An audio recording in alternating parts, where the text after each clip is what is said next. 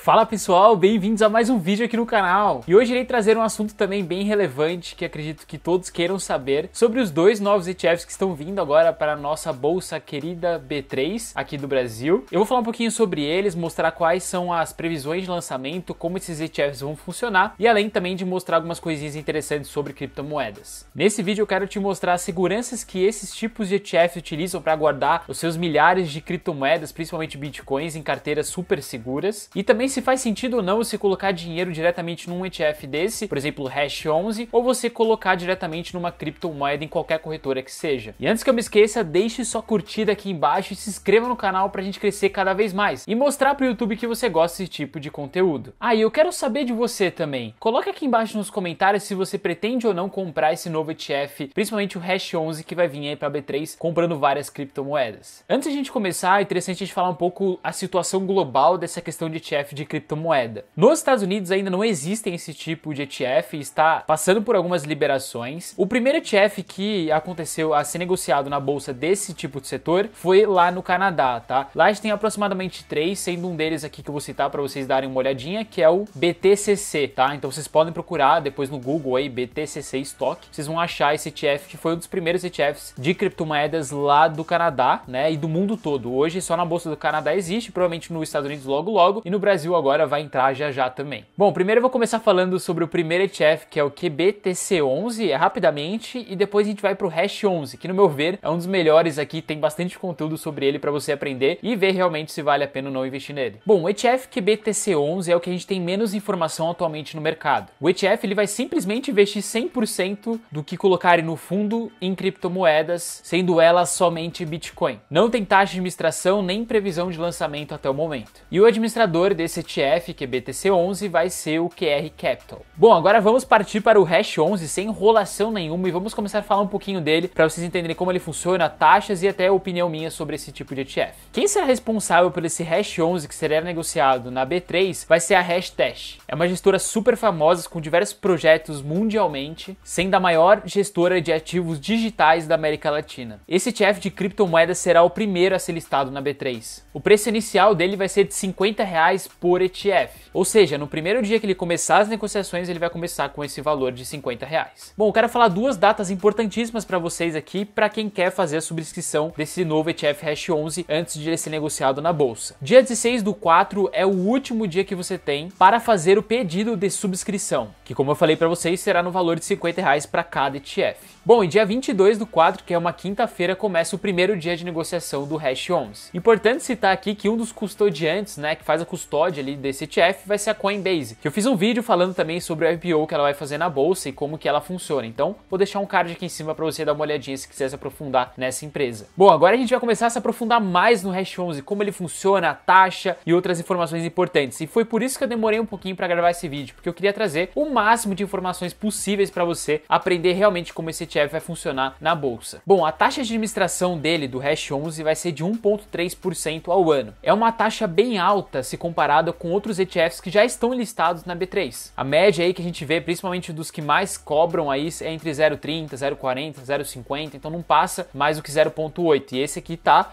ali no 1,3, então tem uma taxa de administração bem elevada mesmo. E só para informação de vocês, a tributação desse ETF de cripto vai ser como qualquer outra que já tem na B3. Ou seja, você vai ter que pagar 15% sobre o lucro quando você fazer uma venda. Isso independente do valor, se você vendeu R$100 desse ETF, você já tem que pegar e pagar um imposto de 15% sobre o lucro. Bom, e esse fundo Hash 11, ele vai replicar um índice lá da Nasdaq, chamado NCI, que é o Nasdaq Crypto Index. Léo, mas eu não sei o que é esse índice aí, como ele funciona? Mostra pra mim? Claro que eu vou mostrar pra vocês, tá? Vou mostrar agora na tela e logicamente depois eu vou te mostrar como que você vê essas informações atualizadas, tá? Seguinte, o que você tá vendo na tela aí é uma imagem de um PDF original do material de publicação aí do Hash 11. E aqui é mais ou menos como funciona o NCI, né? Que é o índice que basicamente esse ETF vai seguir. Então eles possuem alguns critérios de elegibilidade. Como assim, Léo? Seguinte, a gente tem mais de 2.500 criptomoedas aí ativas no mundo todo. E o fundo simplesmente pega 6 delas escolhidas a dedo ali para colocar dentro desse fundo Hash 11 ETF que vai ser negociado na bolsa. E aqui nessa tela do lado esquerdo vocês podem ver exatamente como que é feita essa seleção dessas criptomoedas. Ou seja, alguns deles tem que ter alta liquidez, tem que ser negociado em bolsas com alta credibilidade, tem que ter uma custódia, né? Essas moedas tem que ter uma custódia com padrão institucional, tem que possuir um preço flutuante, ele tem que ter, a moeda tem que ter um valor de mercado de pelo menos 0,5 do total. Então são algumas coisas importantes que é bom ser citado aqui também. E ele vai ser recalculado trimestralmente, né? Então todo trimestre pode ser que ele aumente o percentual numa moeda ou outra, ou até que ele substitua uma moeda. E como tá hoje a constituição desse NSI, né? Quais são as criptomoedas que irão compor? Vocês podem ver que 80% vai ser Bitcoin, ou seja, mais da metade do fundo vai ser somente em Bitcoin, 16% vai ser em Ethereum, 1,19% já começa com uma porção bem menor em Litecoin, 0,94% em Chainlink, 0,64% Bitcoin Cash e 0,5% em Stellar Lumens, tá? Então são 6 criptomoedas aí que vão compor o Hash 11 como um todo. Aí você deve estar se perguntando também, Léo, como que eu vejo então essas informações atualizadas, né? Porque ele vai atualizando isso constantemente, e o que você está vendo anteriormente era uma imagem. Então nesse site aqui da Nasdaq você consegue pegar o índice como completo e ver exatamente como ele funciona. Tem várias informações importantes que é legal, acho que vocês olharem, principalmente os custodiantes, tá? BitGo, Coinbase. Eu vou entrar nesse BitGo para mostrar uma coisinha interessante para vocês. Então fica até o final que eu tenho certeza que vocês vão gostar de como eles fazem a segurança dessas criptomoedas. Vou falar já já. Então aqui você tem a custódia de todos os participantes desse ETF, você tem o rebalanceamento e aqui você tem o percentual exato atualizado desse índice das moedas, tá? Então você vê que mudou um pouquinho do que eu falei, né? Agora tá 78% em Bitcoin, mas mesmo assim, grande parte do fundo tá em Bitcoin. E aí vocês conseguem ver as atualizações ou sim, se tiver alguma substituição de alguma moeda dessas aqui. Eu vou deixar esse site no link aqui para vocês acessarem caso vocês queiram. Bom, agora vamos entrar numa parte super importante que eu quero muito a atenção de vocês, porque é realmente algo inovador que eu trouxe aqui, tá? E que vai além de realmente trazer somente os ETFs e falar como eles funcionam. Além disso, no finalzinho eu vou falar minha opinião sobre tudo isso que eu vou falar aqui. Então vamos falar sobre algumas curiosidades do ETF de cripto. Vamos começar com a segurança. Como esses ETFs que tem milhões,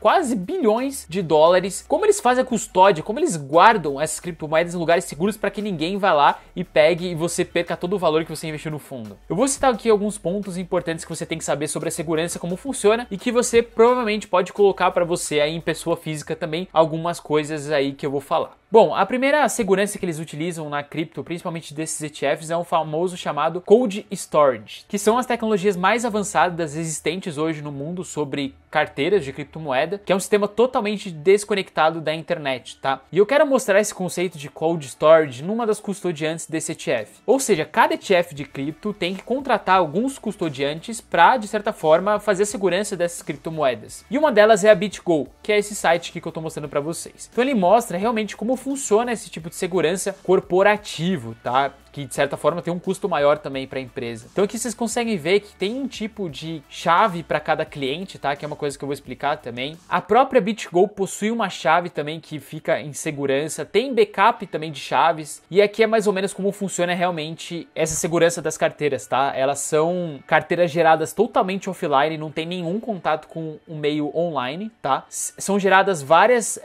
assinaturas tecnológicas aí que você pode utilizar para abertura dessa carteira. Você restringe alguns processos que podem, de certa forma, impedir algum ataque hacker, tá? E tem, logicamente, um storage safe, né? Safe storage, que eles falam, que é realmente um lugar muito seguro para você guardar essas criptomoedas. E eu vou deixar esse site na descrição, caso vocês queiram se aprofundar e olhar algumas metodologias que eles utilizam para guardar as criptomoedas com segurança. Outra coisa que eles fazem é a distribuição geográfica, tá? Das chaves criptográficas.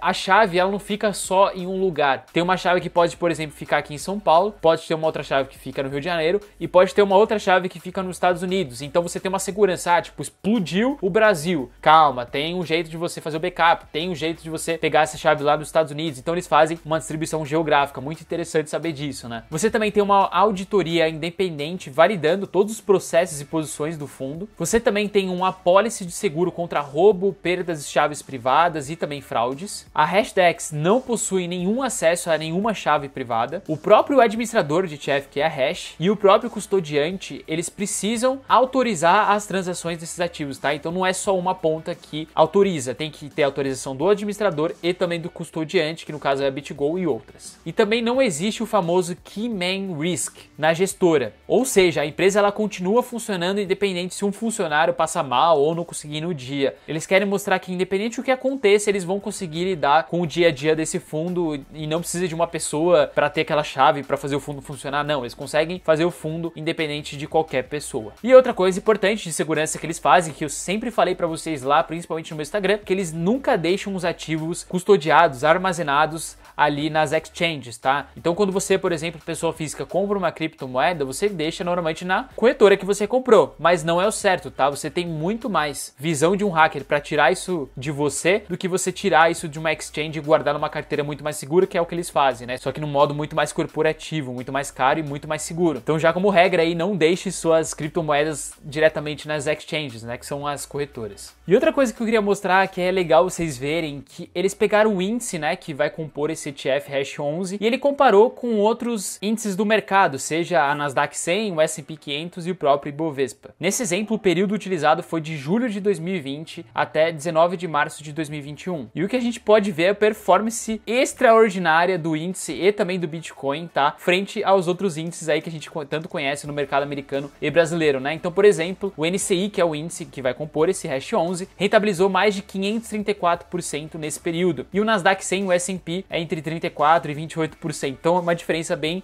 bruta aí de rentabilidade. Então é legal mostrar isso aqui para vocês. E olha que legal também essa imagem aqui. Eles mostram do lado esquerdo uma comparação de crescimento de quantidade de carteiras que foram criadas. Então aqui em 2017, né, tinha aproximadamente 23 milhões e eles colocaram que no final do ano passado, de 2020, a gente teve mais de 63 milhões na blockchain.com e na Coinbase mais de 43, tá? Então, realmente teve um crescimento absurdo também de criação de carteiras. E aqui do lado direito a gente também teve um crescimento do número de usuários, né, que utilizam esses Crypto Digital Wallets, né, que utilizam essas carteiras online. Então, eles mostraram um crescimento aí de pessoas que começaram a utilizar esse tipo de serviço, comparado a outras principais aqui que a gente conhece, tipo Netflix, Facebook, Uber e até a própria Amazon Prime. Então, você consegue ver que o crescimento de procura de carteira de criptomoeda tem sido bem crescente com os demais serviços bem famosos aí, como eu citei para vocês. Bom, agora vamos sobre minha opinião, se vale a pena realmente você investir nesse ETF e o que eu acho desse novo movimento que está vindo para a bolsa. Primeiro, vamos começar pelo começo. Bom, o Hash 11 ele vai vir com a intuição de trazer uma rentabilidade sobre algumas criptomoedas. Só que se a gente parar a pensar lá atrás de onde a Bitcoin surgiu, foi escrito no papel dela ali no paper que a criptomoeda foi criada para ser utilizada comercialmente, né? Ser transacionada entre as pessoas com compras, vendas e coisas nesse sentido. Só que se parar a pensar, se você coloca seu dinheiro no Hash 11, no ETF, que você não tem acesso direto a essas criptomoedas, você meio que está indo